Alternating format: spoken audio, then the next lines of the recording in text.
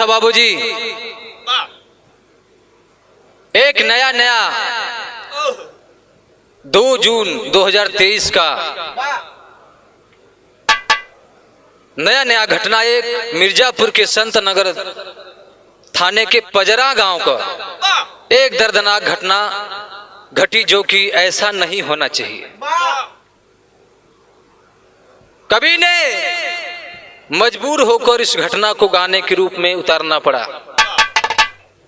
आज इस RS recording studio खरुआ Ghorawal में बड़े भैया राजा संतोष सिंह की देखरेख में ये गीत जात बा।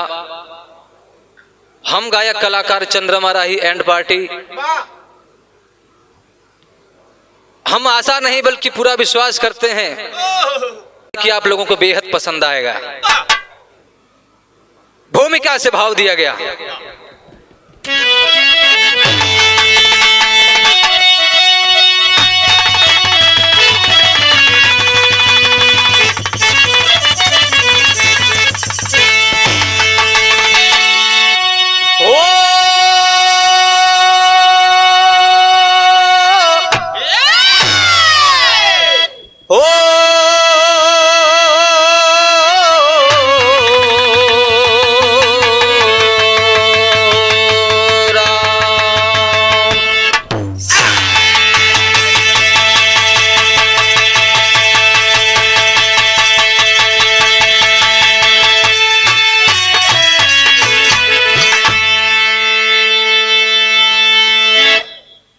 लिखा गया भूमिका में कैसे बाबू?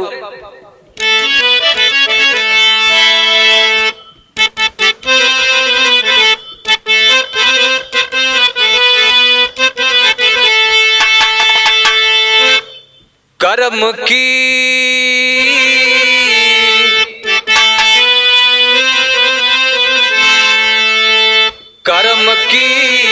गति मिट सकती नहीं है, विधाता ने कैसी ये दुनिया बनाया, खता क्या हकीकत बता मेरे मौला, तूने ही दरी दरी का ठोकरी दिलाया, गजब रची के खेला भूमंडल के ऊपर, पाक ना पाक रिश्ता को तूने बनाया। अरे घटना घटी क्या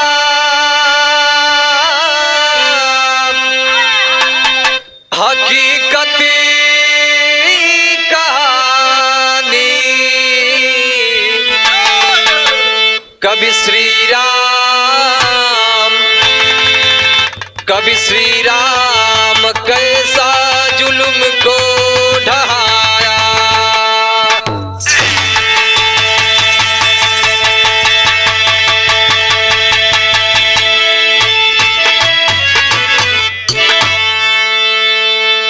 बाबूजी, कहानी में कव्वाली का टुकड़ा लगल कहानी बा कैसे देखें। कवि ने संकेत किया क्या?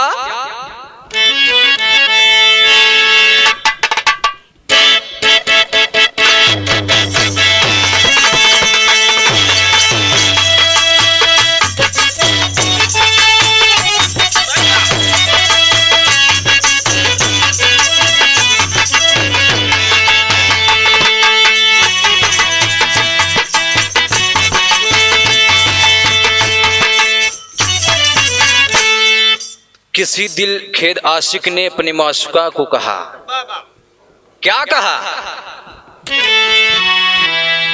कि बेइरादा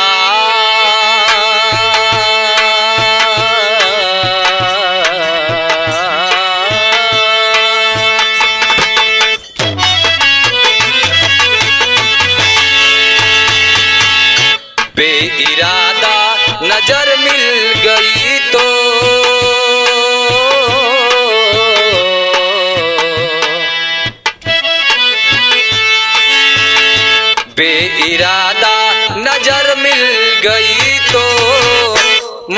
मुझसे दिल में रबो मांग बैठी।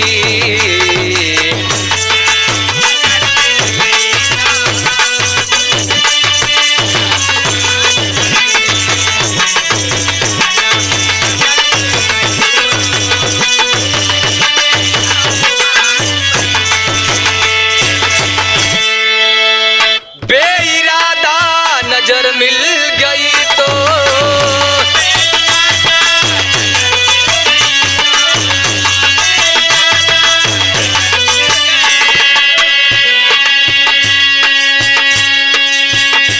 अरे बेइरादा नजर मिल गई तो मुझसे दिल मेरा वो मांग बैठी। प्यार दिल में है, प्यार दिल में अगर हो गया तो कहता है प्यार दिल में अगर हो गया तो फूल से मिल भंवर गुनगुनाए।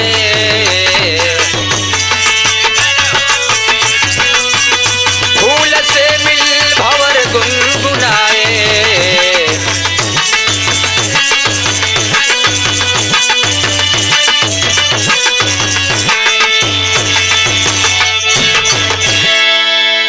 कवि जी ने भाव दिया कितनी सुंदर। ऐ दुनिया को बनाने वाले दुनिया के मालिक, आपकी भी लीला इस जग में बड़ी अपरंपार है। ये जिंदगी क्या है, कवि ने संकेत किया कैसे कि जिंदगी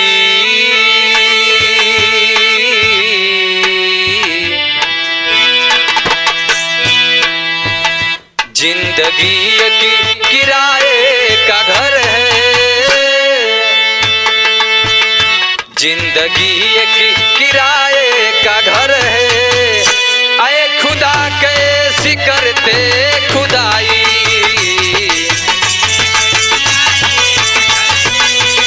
आए खुदा कैसी करते खुदाई।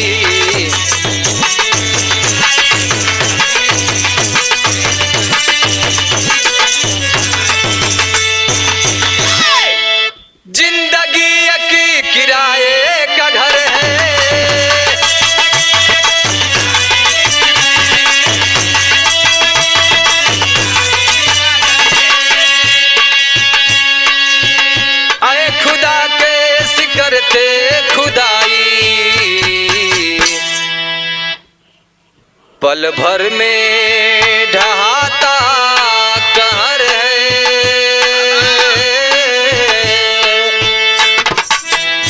पल भर में ढहाता कहर है। सह न जाती कभी ये जुदाई।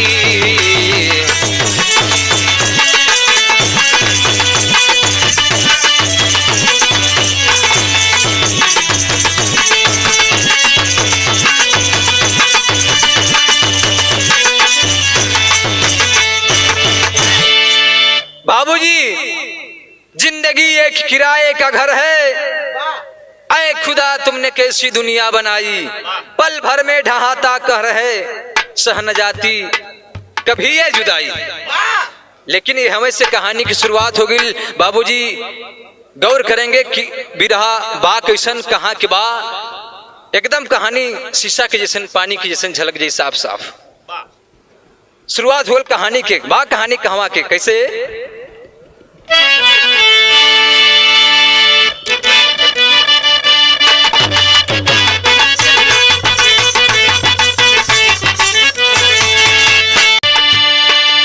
जिला मिर्जापुर अंदर संत नगर थाना है। जिला मिर्जापुर अंदर संत नगर थाना है।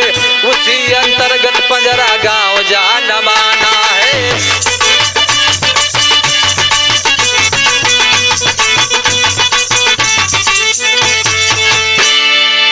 श्यामधर आदिवासी खेती हर किसान रहे।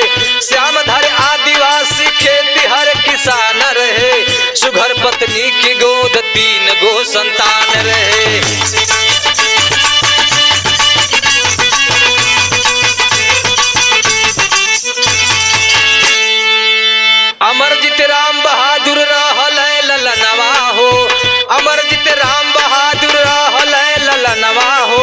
सबसे छोटा था से रही सजल गुलशनवा हो।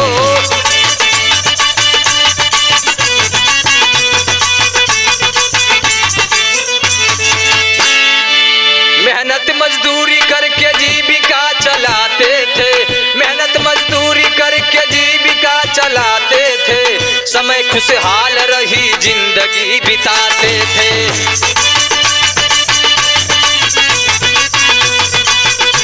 बाजियो ए बाबू, कहानी का भाव स्तर समझे यहीं पे। जिला मिर्जापुर, उत्तर प्रदेश में एक जिला मिर्जापुर, मिर्जापुर के अंतर्गत संत नगर थाना और संत नगर थाना के अंतर्गत एक छोटा सा गांव, जो ने गांव का नाम पंजराबा। वही पंजरा गांव के रहे वाले श्यामधर आदिवासी खेतीहर किसान बड़ी गरीबी में अपने जीवन का परवरिश करत हुआ।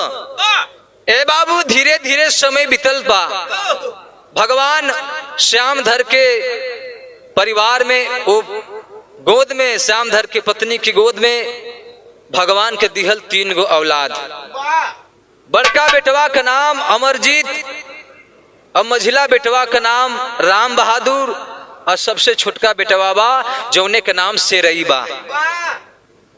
बड़ी मेहनत मजदूरी करके परिवार की चलावत हो, धीरे धीरे परवरिश होत हो। लेकिन देखबा हई बड़का लड़कवा जौने के नाम अमरजीत बा, वो लड़कवा धीरे धीरे सयान भल। जब जवानी के दहलीज पर कदम रखलस हो राम ललित भैया, तो बाबू की चिंता भल कि लड़का सयान बा, अब एकर बियाह शादी कर देवे के। अच्छा, बाबूजी के मन में शादी का उत्साह जगल के लड़का सयान हो गल, शादी विवाह करके घर में एक दुल्हन आई, बड़ा खुशी में घर द्वार गुलजार हो जाई। बाबू के ये अरमान सजत है कि बेटवा सयान है तो शादी करके घर में नई नई दुल्हन ले आवल जाओ। बाबूजी सपना सजावत हुआ। अरे धीरे धीरे बीतत रहली सुख के समैया, धीरे धीरे बीतत रहली सुख के समैया, खुशिया में झूमे हवर, खुशिया में झूमे देखा आँख के तरैया, खुशिया में झूमे देखा।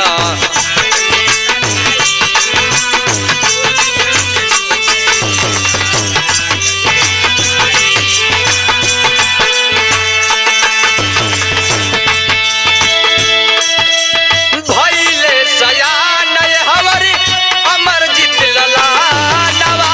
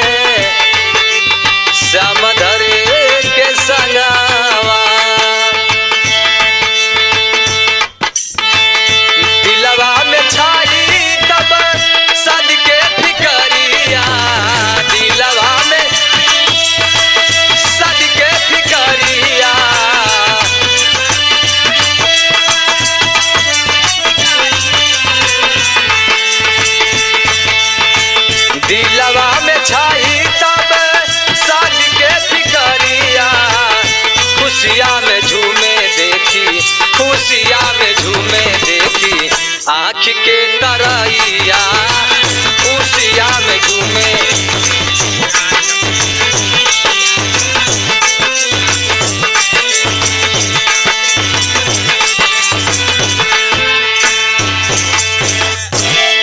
ए बाबू, मन में शादी करे के विचार जगल। बड़का लड़का अमरजीत का शादी का रिश्ता लोग लेके आवे लगलन दरवाजे पर।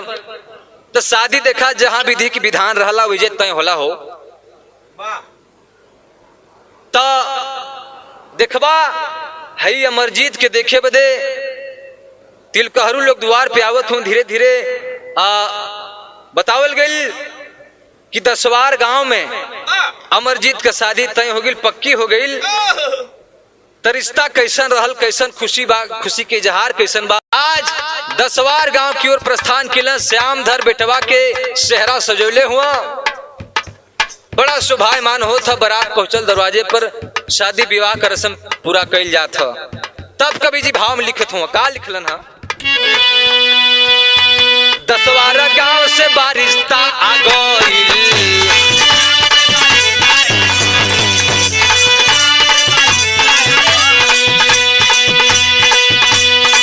दोनों ओर से शादी पक्का हो गई।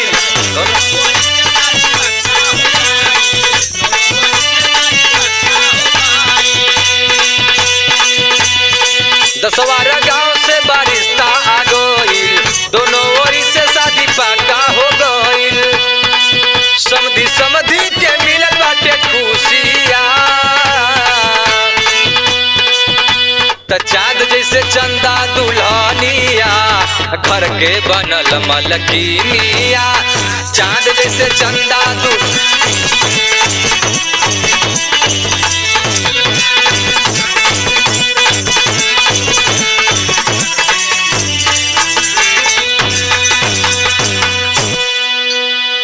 ए बाबू, जौने लड़की से अमरजीत का शादी तय भइल, जौने के नाम बा चंदा। अच्छा, तो चंदा जितनी सुंदर ओकर नाम बा, उतने सुंदर भगवान ओके सुघर गढ़ले बड़ा। समय कौन रहल उस समय?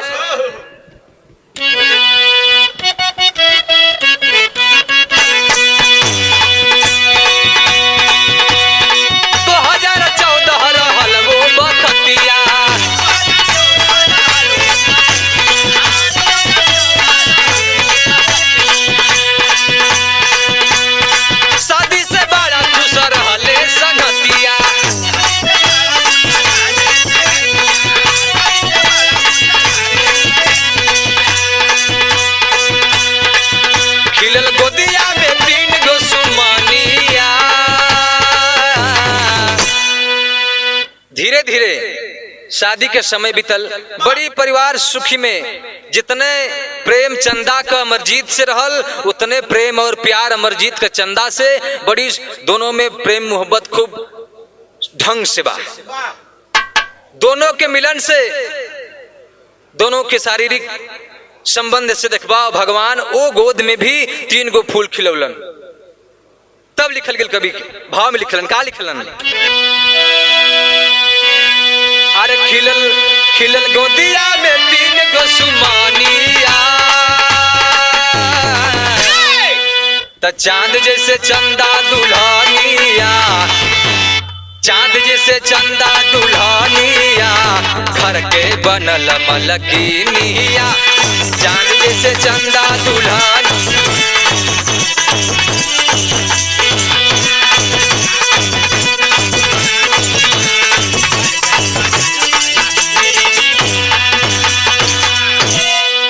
ए बाबू, देखवा धीरे धीरे अमरजीत और उनकर नईकी दुल्हन जेकर नाम चंदा बतावल गिल, ये दोनों लोगन से 3 गो बेटवा धीरे धीरे जन्म लेलन।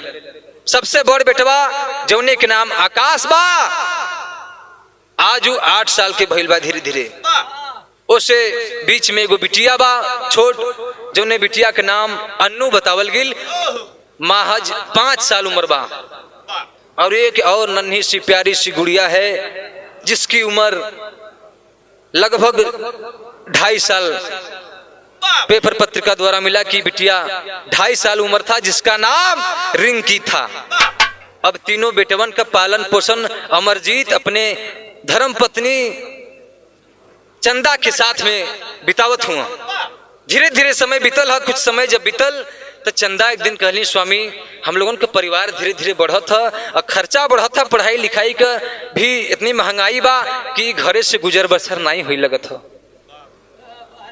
अब आपके कहीं ना कहीं जाए कि परी प्लान बनल है। अमरजीत कहलन कि सही कहतो हो, बचवन के फीस भी बड़ी महंगा हो गई है। महंगाई के दौर में ये परिवार के चलावे खातिर के, परिवार के भरण पोषण करे खातिर के मुंबई में अमरजीत पलान कैलन। धीरे धीरे समय कटत ह और जब धीरे धीरे समय कटल देखा मेहरारून का बड़ी कमजोरी का जलत हो का होला।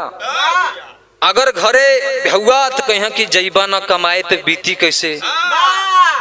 अब बहरे चल गया कमाए, साल 6 महीना रह गया तो कहीं अब घरे आईबा न तो बीती कैसे। यह कमजोरी बहुत बरियार है, मर्द लोग यही से परेशान रहेला। धीरे धीरे जब कुछ समय बीतल है तब दुल्हनिया फोन कलस कहलस कि हेलो ए जी बड़ी दिन बीतल का घरे ना आयब का। बर्फ के पानी रगड़त बानी ना मनबा तू। दुल्हनिया कहलस कि ए जी घरे कब आई। कहला कि काहे कौनो तकलीफ का। कहला तकलीफ, कहलस कि तकलीफ के बतावे के बा। सुना कुछ बात पर्दे में दुल्हनिया बतावे। ये हमारे कैसेट के गीत लगल रही अभी कुछ दिन पहले आरएस फिल्म से रिकॉर्डिंग भई रहा त कौन गीत बा।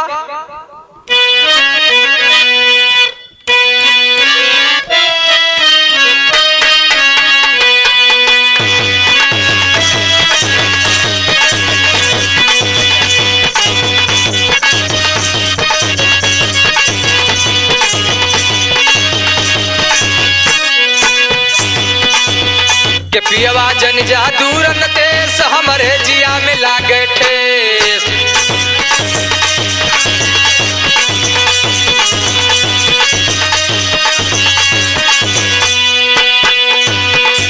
दुल्हनिया खरस की बड़ा दिन बितौला अब घरे आवे के परी। कहला काहे हो कोनो परेशानी। तब दुल्हनिया बतावे के पियवा चल गइला बाहरवा मनवा लागे नाही घरवा।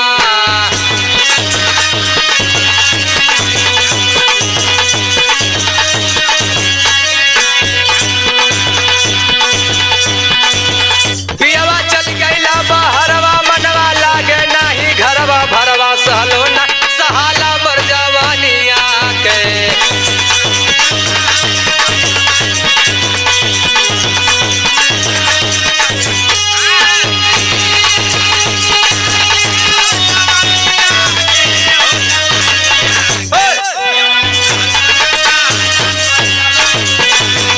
भरवा सहलो ना सहाला। दुल्हनिया संकेत कैलस लेकिन अमरजीत कुछ समझ ना पौलो। वो कहे तई रहल कि परिवार चलावे के पैसा न रही तो कैसे परिवार चली। ए बाबू अमरजीत धीरे धीरे काफी दिन जब मुंबई में गुजार दिलन तब इधर दुल्हनिया का परेशानी कुछ और बढ़ल। का परेशानी बढ़ल। धीरे धीरे बीतल समैया पपिया खोजे सेवा पनिया।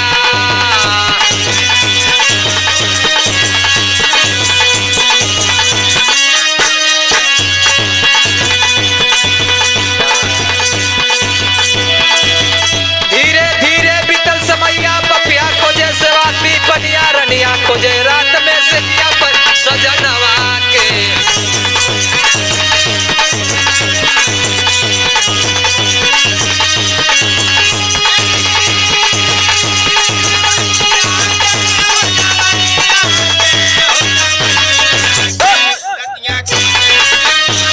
सजनवा के खोजे रात में से किया पर।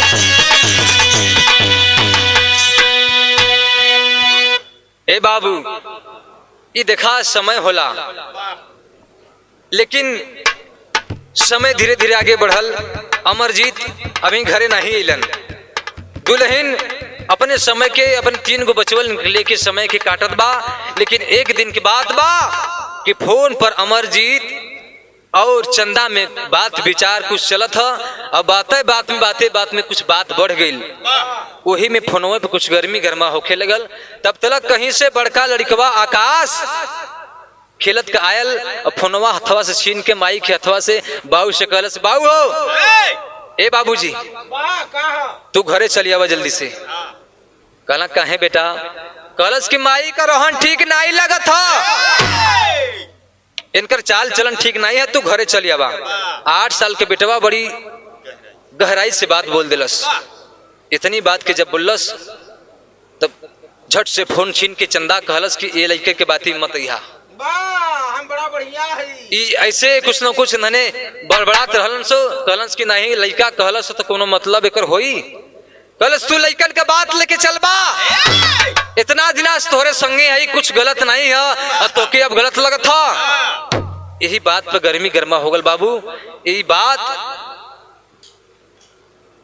दिल में घर कर गया चंदा को।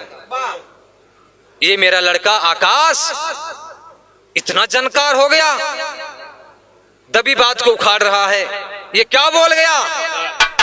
मन में सोच रही है कि ये तो बहुत गलत होने वाला है। मन में विचार बनावत है कि अभी इतने कहले बा कहीं कुछ और न कह दे।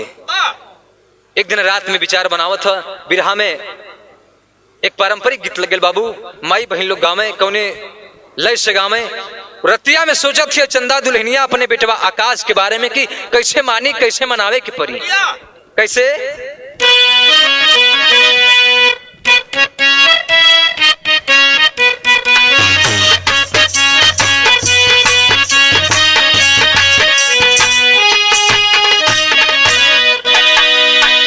कि बेटवा का बतिया छतिया सालता पपीनिया के, अरे बेटवा का बतिया छतिया सालता पपीनिया के, सुझे नाही कवनो उपाय हो।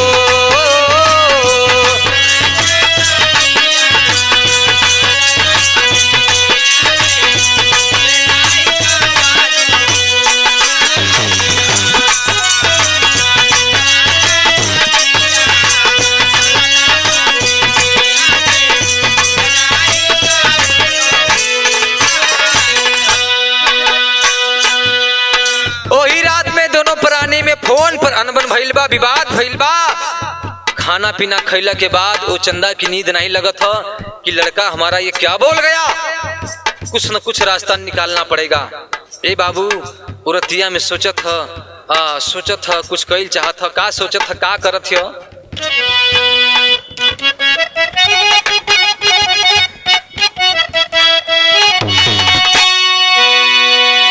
अरे होई जग हसाई जब खुल जाई राज हो।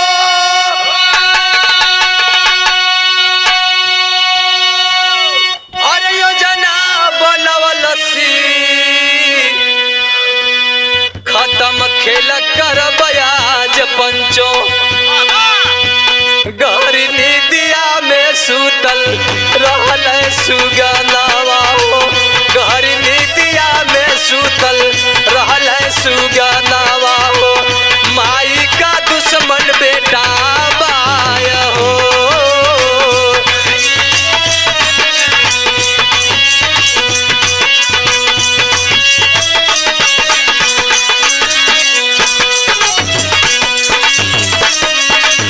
रहल सुगनावा हो।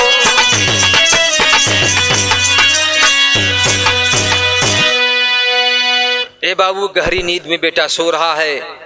चंदा मन में सोच जाती है कि अगर ये जिंदा रहेगा तो जरूर कहीं न कहीं मेरा इज्जत की धज्जियां उड़ जाएगी और जग हसाई होगा। एकर मतलब ई है कि ऐसन करा न रहे बांस न बाजे। आज देखा पपिनिया वही रतिया में धीरे धीरे जब आधी रात का समय भइल है तो करे मन में पाप समार हो गई। अपने बेटवा की बेटवा नहीं जाना था बल्कि दुश्मन जाना थे। पपिनिया करल का चाहत भाव लगल सोरठी से कैसे।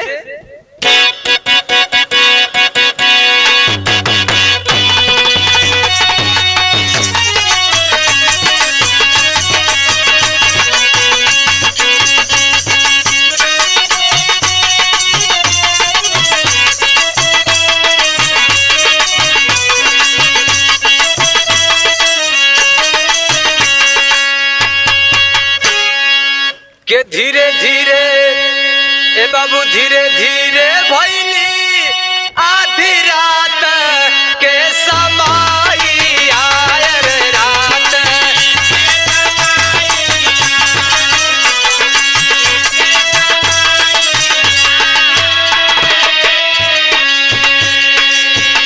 धीरे धीरे भइली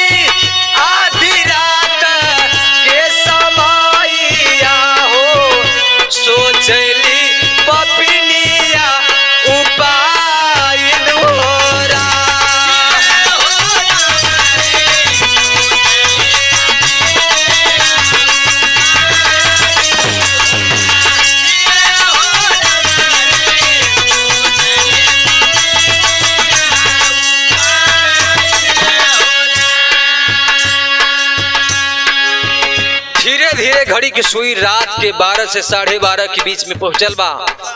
वही समय उपाय बनावत था। रात के अंधेरा में जिस घर में बेटा सो रहा है आकाश, वो मासूम बेटा सो रहा है, वो माँ एक दुश्मन के रूप में उस कमरे में पहुंच जाती है और करती है क्या?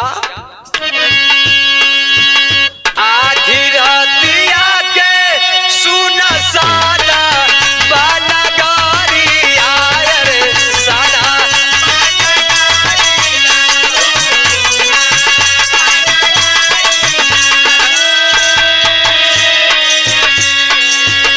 आधी रातिया में सुना साना बाना गारी आए रे साना बाना गारी आओ। नटई रहली बबुआई के दबाई तोरा।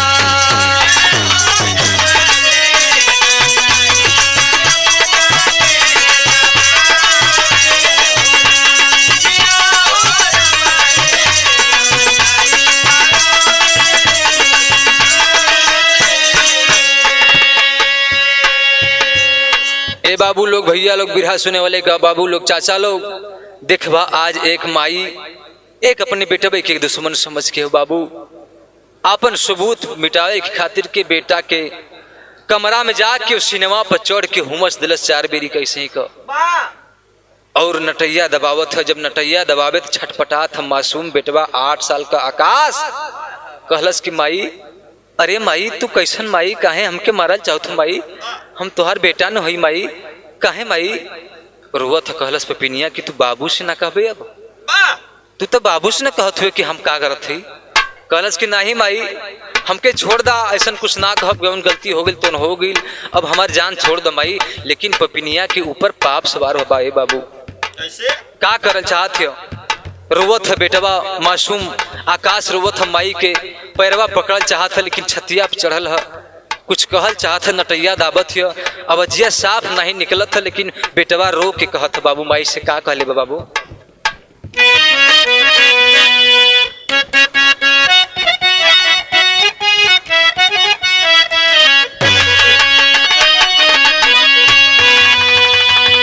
आंख में आंसू है बेटवा रोवत है, कहत है माई सुना, अरे कि मारा जान हमारा अरे परलवा हो माई।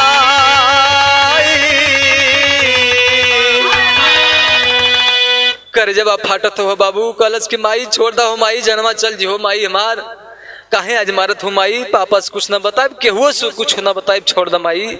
रोवत है मारा जा हमारा परलवा हो माई, कैली हम कवना कसूर हो।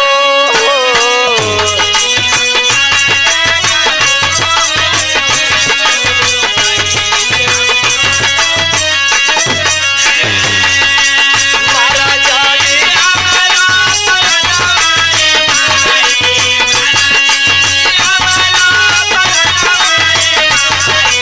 कैली हम कवना हो।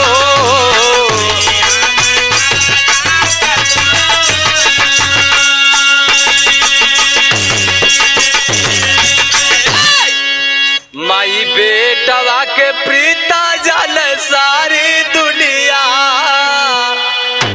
ए माई, माई और बेटा का कौन रिश्ता होला ये सारा संसार के लोग जानेला। ए माई जब देखा था कि माई अब हमके बेटवा नहीं समझता बाबू, आज माई बेटा के बेटा नहीं समझता, दुश्मन समझता, तो सोचलस कि आज माई हमरा के मार दे। ए माई अगर मारले चाहत हो तो ए माई देखा है तुहार बेटा आज मरे से पहले तो से कुछ मांगल चाहत माई, जिंदगी भर दूध के कटोरा भर के पियलू माई, भर भर कटोरा के दूध पियलू, आंचल के दूध पियलू, लेकिन एक बात याद रखी है कि माई बेटा के रिश्ता के लोग का कहेला, मासूम बेटा है, लेकिन खुदा का दिया हुआ, प्रकृति का दिया हुआ ज्ञान आज वो निकल रही है जुबान से, कह रहा है क्या बोला, अरे माई बेटवा के प्रीत जान सारी दुनिया।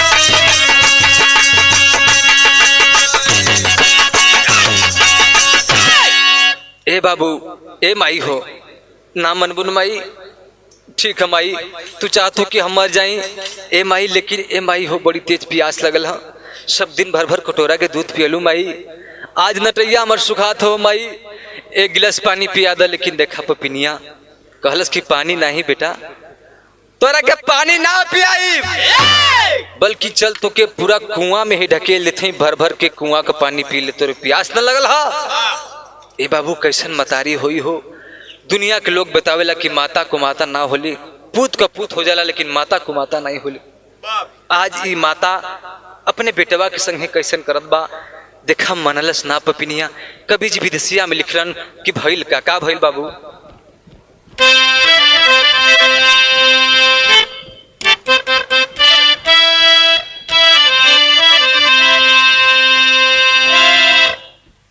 कि शोक में दीवा कर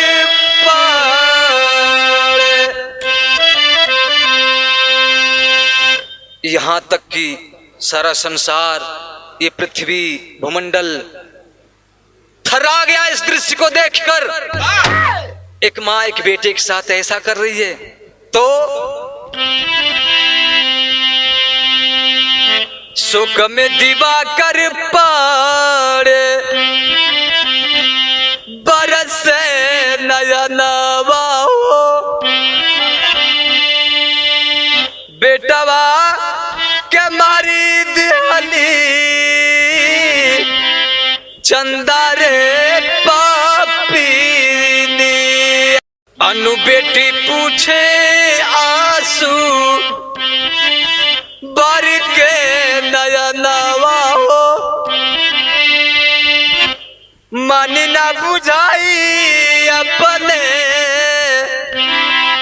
गोदी के रोशनिया। ए माई कहे मारत हूँ, हाउ देखा न दीदिया खड़ा हो गई माई, हाउ देखा अन्नू खड़ा होके देखो थे माई, काहे मारत हूँ माई। अरे बाप रे, जब उल्टा पीछे मुड़ के देखलस, अरे अन्नू क्या कर रही है यहाँ पे, चली जाए यहाँ से।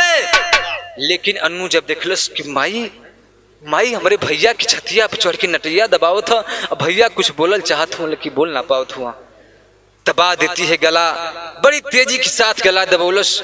ए बाबू उ मासूम के सांस का तार टूट गई, छटपटाव छूट गई, गोड़ हाथ जम चलावत रहे शांत हो गई।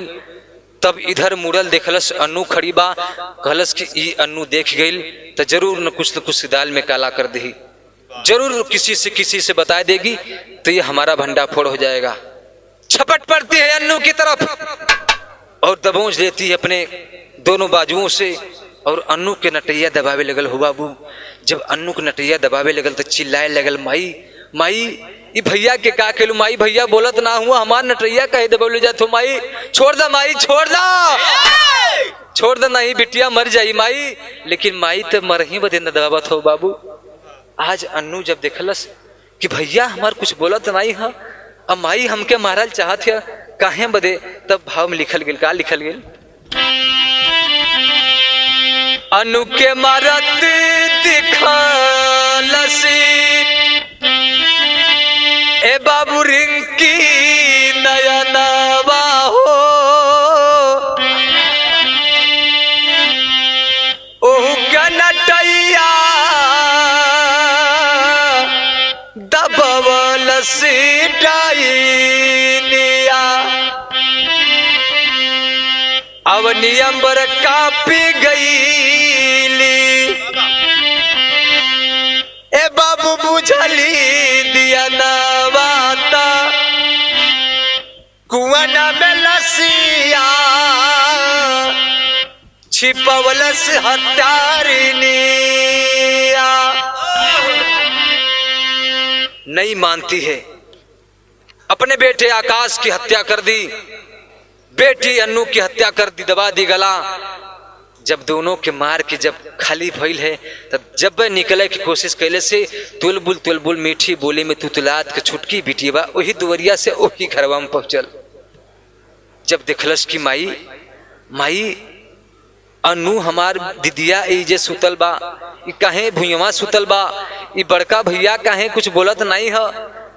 3 साल का मासूम है, माई से कुछ कहल चाहत है, तब तक माई बिटिया के कुछ कहे से पहले ओकर गर्दनवा पकड़ के दबा दिलस। आज तीनों मासूम की हत्या करके उ पापिन ए बाबू देखबा उ लाश के छिपावे बदे पास में एक बहुत बड़ा सा कुआं बा। लड़कवा के लसिया अपने बेटवा आकाश के लसिया के एक बड़ा सा लकड़ी के बोटा में बांध के फेंक दिलस की लसिया उतराए न पावे। और जब फेंकलस उ जाके सीधे पानी में डूब गई। कहलस के ले अभी तू सवेरे फोन करते पानी मांगत रहे लेके पी। उ दोनों बिटियवन के लसिया ले जाके झोंक दिलस वही नरवा में और दोनों लसिया ऊपर तैरत था और लड़कवा अंदर चल गल, जमीन में चल गई। ये विदारक घटना कि देखलस कि अब कैसे कौनो बहाना दूसर कुछ लगावल जाओ। तब तक गई है घरवा में घासलेट का तेल किरासन का तेल रखल बा, उठा के अपने ऊपर कुछ छिड़कलस, कुछ घरवा में छिड़क के माचिस लगा के घरवा में आग लगा देलस। जब आग लगौलस तब कवि ने भाव दिया क्या,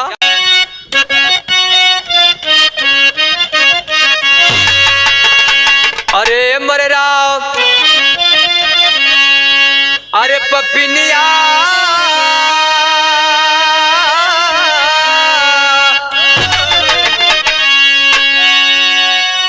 अरे पपिनिया मुंह दिखाई कहवा अवनी सिसक पड़ी अंबर दमक दमिनिया अरे दमिनिया अरे दमिनिया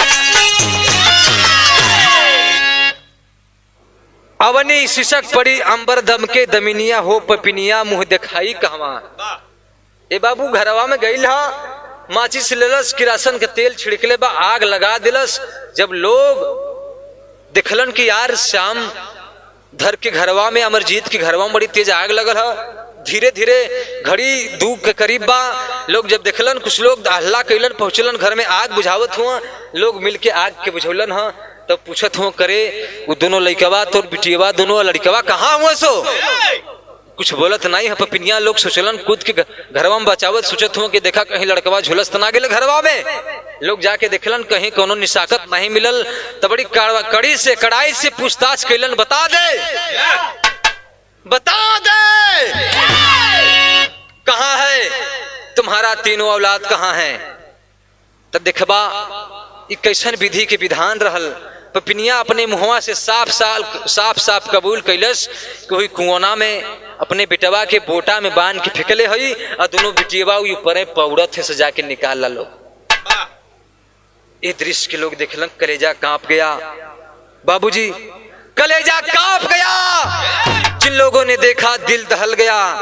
और ये घटना 2 जून 2023 की ये घटना है। आप लोगों ने टीवी चैनल के द्वारा, न्यूज़पेपर के द्वारा, तमाम मीडिया, सोशल मीडिया के द्वारा सुना होगा। ये हृदय विदारक घटना जिसने सुना हृदय कांप गया, आंखें छलक गई आंसुओं से। ए बाबू धीरे धीरे समय सुबह का बेला होता। बतावल गया कि जिला प्रशासन के द्वारा 4 थाने की पुलिस जुटल रहल। और जब लोग देखलन कि घटना बड़ी बरियार है, एक कुछ छुपावे की कोशिश कल जाओ ना, ये परिवार बड़ा संकट में पड़ जाये। गांव को लोग मिल करके वो बिटियन के लसिया के पनिया से निकाल के बगल में कुछ तालाब है, तालाबे के बगल में गड्ढा खोद के दोनों लड़कियन का लसिया दफनावल चाहते हो कि शिनाकत मिटा देवल जा, नहीं तो बवाल बड़ा ही परिवार पर खड़ा हो जाये। तब लिखल गेल का लिखल गेल,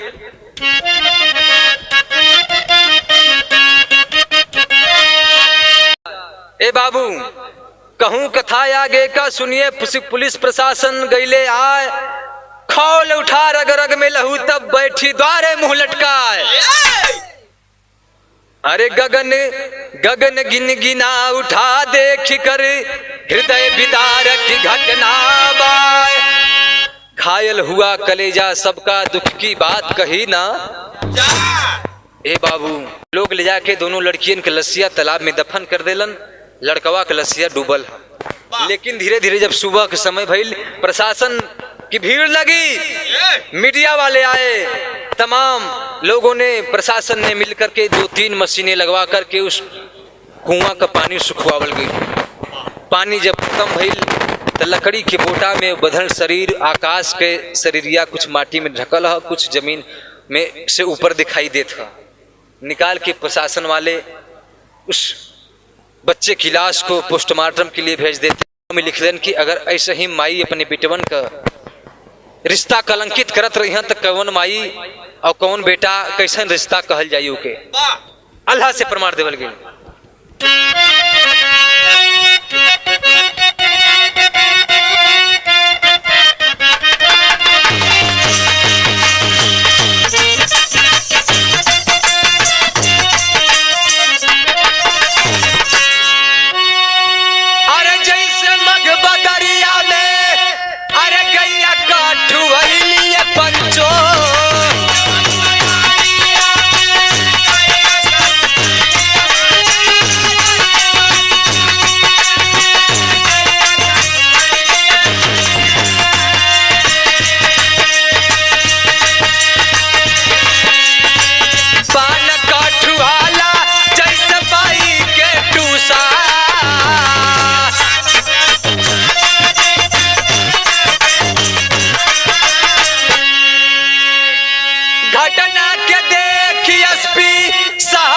पुलिस प्रशासन के लोग जुटे, 4 थाने की पुलिस जुटी और बतावल गई कि मौके पर वर्तमान विधायिका रिंकी कौल जी वहां पे उपस्थित हुई। और इतना ही नहीं, तमाम लोगों ने वहां पर जुट करके उस दुख की घड़ी में परिवार को सांत्वना दिए और आगे की कार्रवाई को आगे बढ़ाए। और कौन थे?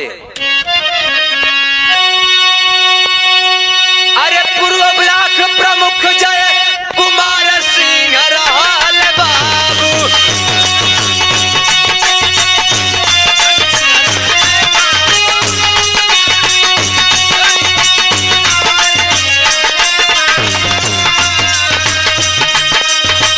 मौके पर मीडिया रहल तैयार।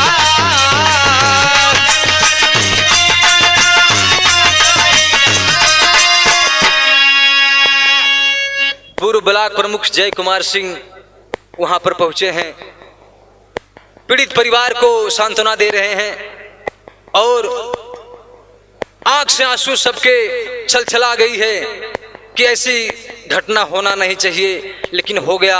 अब तमाम लोगों ने अपना प्रयास जारी रखा और यही कहा कि ऐसी घटना होने से बचाया जाए।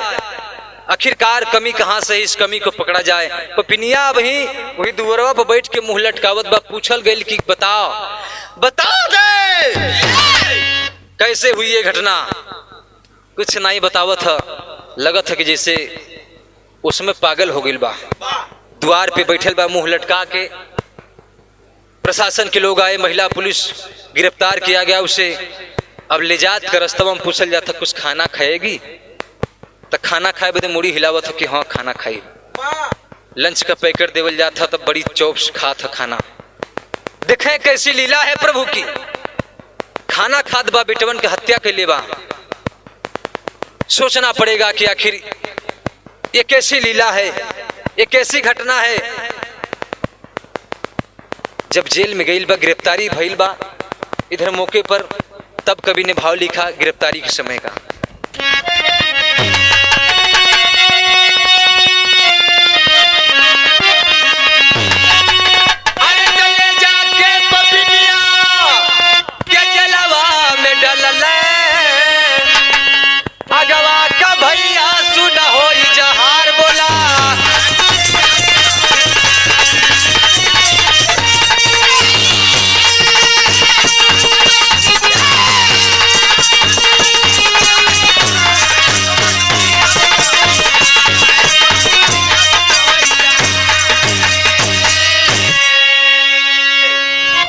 इधर सूचना पाए अमरजीत मुंबई से रवाना हुए। जब तक ये घटना घटी वो पापिन जेल में अपनी करनी का सजा पा रही है। अमरजीत अपने घर पे आए हैं, वर्तमान समय में अपने घर पर हैं। पीड़ित परिवार अपने दुख से उबरने की कोशिश में तमाम लोगों ने जाकर सांत्वना दिया, लेकिन कवि ने अपना आखिरी भाव प्रस्तुत किया कि माता और बेटा का रिश्ता क्या है, क्या होना चाहिए, कैसा होना चाहिए, क्या हो गया। क्या लिखे?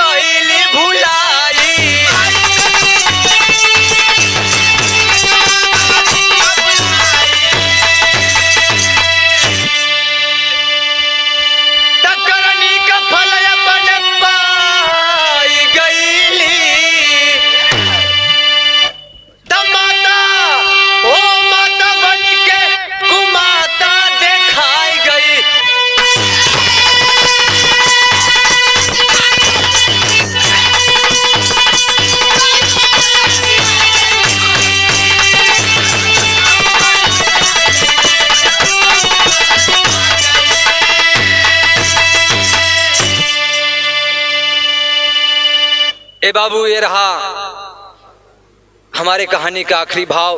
आज वो पापी अपने कर्मों की सजा पाकर जेल में है। जब तक ये बिरहा लिखी गई, आगे इसका क्या निचोड़ मिलता है, अभी तक वो अपने गलती को, अपने कसूर को, जो उसने गलत किया था, जो बेटा बताया था, ऐसी कोई बात को प्रकाश में नहीं लाई। अपने प्रेमी को या अपने यार को, जिसको भी कह लें, उसका नाम अभी तक नहीं आया कि वो था कौन। वो सिर्फ अपने आप को जुर्म कबूल कर रही है कि ये सारा घटना मैंने किया है। उसके बदले उसे जेल में बंद कर दिया गया। बाकी का परिवार घर पे है। अभी कहानी यहीं तक है। आगे क्या होता है इसका अगला भाग पार्ट 2 में आप कमेंट करके बताइएगा। इसका पार्ट 2 निकाला जाएगा।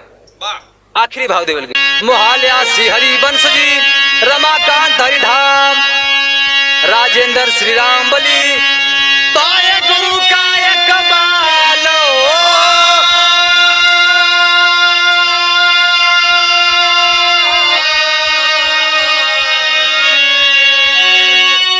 अरे पपिनिया मुँह देखाई कहवा,